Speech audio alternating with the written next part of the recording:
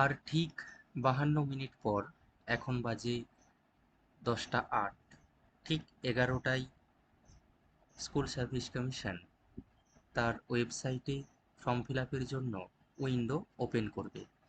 এখন তোমরা দেখতেই পাচ্ছ আমি West Bengal central school service কমিশনের ওয়েবসাইটের মধ্যেই রয়েছি। লাস্ট এখানে যে নোটিফিকেশনটি আপডেট হয়েছে সেটা হচ্ছে ভ্যাকেন্সি লিস্টটা, তোমরা এখান থেকে ঢুকে দেখে নিতে পারবে।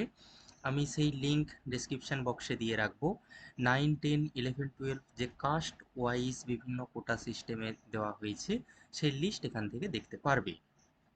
এখন অনেকেই যেটা প্রশ্ন করছে যে কি কি ডকুমেন্টস লাগবে এই ফর্ম ফিল আপের জন্য, বিএড এর সার্টিফিকেট প্রয়োজন কি না, ইডব্লিউএস এর ক্ষেত্রে কোনো ছাড় থাকছে কি না, বা পাশে অনেকে গ্র্যাজুয়েশন করেছে তারপর হয়তো মাস্টার ডিগ্রি করেছে বা এমএড করেছে, সেই ক্ষেত্রে তারা এলিজিবল কি না, যদি এলিজিবল হয় কোন কোর্সের জন্য, মানে কোন লেভেলের জন্য এলিজিবল, ইত্যাদি ইত্যাদি প্রশ্ন অনেক রয়েছে।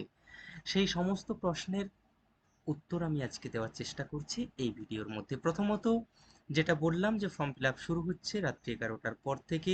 তবে এটা বলে রাখা ভালো, ধীরে সুস্থে খুব কেয়ারফুলি ফর্মটা ফিল আপ করতে হবে, কারণ ভুল যদি হয়ে যায়, নোটিফিকেশনে বলাই ছিল যে কোনো কারেকশন উইন্ডোজ ওপেন করা হবে না। দ্বিতীয়ত আমরা যে বিষয়টা জেনে নেব যে বয়সে কারা কারা ছাড় পাবে। বয়স মোটামুটি যেটা বলা হয়েছে 21 থেকে 40 বছর বয়স পর্যন্ত ছাড়, মানে 21 থেকে 40 বছর বয়স পর্যন্ত জেনারেলি প্রত্যেকেই ফর্ম ফিল আপ করতে পারবে, কিন্তু তার ঊর্ধ্বে এসসি, এসটি এবং ওবিসি এবং পিডব্লিউডি যারা রয়েছেন তারা নির্দিষ্ট যেমন বয়সের ছাড় রয়েছে, অর্থাৎ এসসি এসটিদের ক্ষেত্রে 5 বছর, ওবিসিদের 3 বছর, পিডব্লিউদের 10 বছর, তারা এই বয়সের ছাড় পাবেন। এবং একইভাবে 2016-র যারা অ্যাসপিরেন্টস ছিলেন তাদের জন্য যেমন বলা হয়েছে এজ রিল্যাক্সেশনের কথা, সেটা থাকবে। বেশ, এরপরে আসা যাক বিএড সার্টিফিকেট লাগবে কি না, অনেকে এটা জিজ্ঞাসা করছে।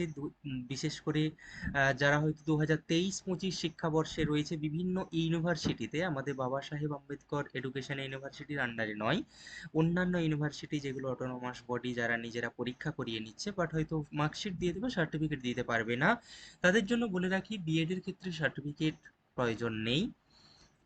আরও কি কি ডকুমেন্টস লাগবে আমি সেগুলোতে আসছি, বলছি পরে। ইডব্লিউএস এর কোটা থাকছে, যেমন সেট পরীক্ষার ক্ষেত্রে ইডব্লিউএস এর জন্য নির্দিষ্ট কোটা সংরক্ষিত ছিল, একইভাবে ইডব্লিউএস এর জন্য এখানেও সাবজেক্ট ওয়াইজ কোটা রয়েছে, সেখানে সেটা এই লিস্ট থেকে দেখে নেবে। যদি পার্সেন্টেজের কথা আসে, যে যারা পাস কোর্সে গ্র্যাজুয়েশন করেছো তারপর হয়তো বিএড করেছো, এই ক্ষেত্রে বলে রাখি যারা পাস কোর্স বা honours course, graduate plus B Ed with 50% উভয় ক্ষেত্রেই নাম্বার রয়েছে, তারা শুধুমাত্র 9, 10 এই লেভেলের জন্য উপযুক্ত।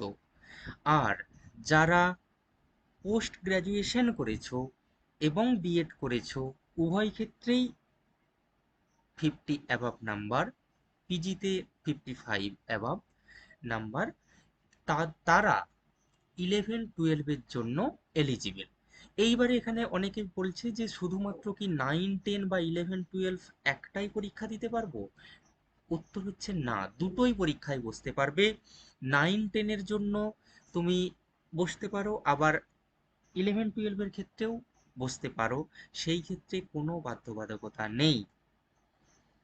বেশ, পরবর্তী যেগুলো যে কি কি ডকুমেন্টস প্রয়োজন, কারণ এইগুলো তো ম্যানেজ করে রাখতে হবে, কাল থেকেই এই ফর্ম ফিল আপ শুরু হয়ে যাচ্ছে, মানে আজকে রাত্রি থেকে তোমরা নিশ্চয়ই কাল থেকে করবে। যেখানে প্রয়োজন মাধ্যমিকের অ্যাডমিট কার্ড, মার্কশিট এবং সার্টিফিকেট, যেগুলোর original copy soft copy upload করতে হবে। একইভাবে উচ্চ মাধ্যমিকের মার্কশিট এবং সার্টিফিকেট, গ্র্যাজুয়েশনের মার্কশিট এবং certificate with all semester, with all years, যতগুলো সেমিস্টার ছিল বা যতগুলো ইয়ার ছিল প্রত্যেকটির মার্কশিট প্রয়োজন, এবং সার্টিফিকেটটিও প্রয়োজন। একইভাবে মাস্টার ডিগ্রির ক্ষেত্রেও প্রযোজ্য, সমস্ত সেমিস্টারের মার্কশিট এবং সার্টিফিকেট। বিএডের ক্ষেত্রেও সমস্ত ফাইনাল মার্কশিট পর্যন্ত প্রয়োজন। সার্টিফিকেট যদি থাকে তাহলে আপলোড করবে, যদি না থাকে এটা অপশনাল হলো। আর প্রয়োজন কি?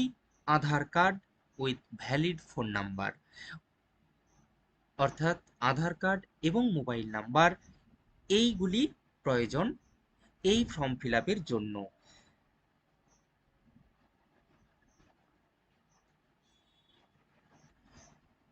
তাহলে আমরা মোটামুটি বুঝতে পারলাম যে কি কি ডকুমেন্টস লাগবে।